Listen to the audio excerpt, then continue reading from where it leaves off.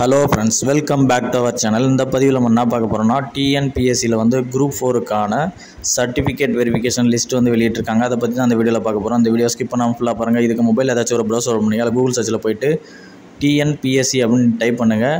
Type பண்ணி உங்களுக்கு நீங்கள் என்டர் பண்ணிங்கன்னா உங்களுக்கு இந்த மாதிரி ஒரு இன்டர்ஃபேஸ் தான் வரும். ஸோ இதில் ஃபஸ்ட்டு இது இருக்குது பாருங்கள், டிஎன்பிஎஸ்சி.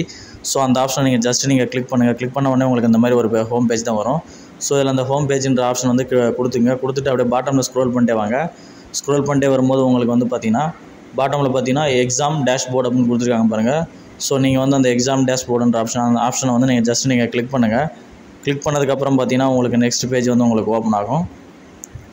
ஸோ உங்களுக்கு பார்த்தீங்கன்னா எக்ஸாம் டேஷ்போர்ட் அப்படின்னு கொடுத்தீங்கன்னா உங்களுக்கு இந்த மாதிரி தான் வரும். ஸோ இதில் வந்து பாருங்கள், 4th ஒன்றா கொடுத்துருக்காங்க பாருங்கள், கம்பைன்ட் சர்வீஸ் எக்ஸாமினேஷன் குரூப் 4னு கொடுத்துருக்காங்க பாருங்கள். ஸோ ஜஸ்ட்டு நீங்கள் அந்த ஆப்ஷன் கொடுத்தீங்கன்னா போதும். கொடுத்துட்டு அப்படியே பாட்டமில் ஸ்க்ரோல் பண்ணிட்டே வாங்க.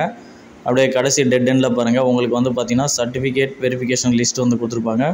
ஸோ இதில் வந்து பார்த்தீங்கன்னா உங்களுடைய லிஸ்ட் வந்து இதில் இருக்கும். ஸோ இதில் வந்து நீங்கள் சர்டிஃபிகேட் வெரிஃபிகேஷன் லிஸ்ட்டை வந்து நீங்கள் வந்து பாட்டமில் கடைசியாக இருக்கும். ஸோ அதை வந்து நீங்கள் ஜஸ்ட்டு வியூ அப்படின்ற ஆப்ஷன் இருக்கும்.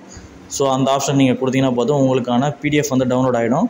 ஸோ கிளிக் பண்ணி நீங்கள் வந்து டவுன்லோட் பண்ணிட்டு உங்களுக்கு பார்த்தீங்கன்னா உங்களுக்கு ஒரு பிடிஎஃப் வந்து ஓப்பன் ஆகும். ஸோ அந்த பிடிஎஃப்பில் வந்து பார்த்தீங்கன்னா உங்களுக்கான சர்டிஃபிகேட் வெரிஃபிகேஷன் லிஸ்ட் வந்து இருக்கும்.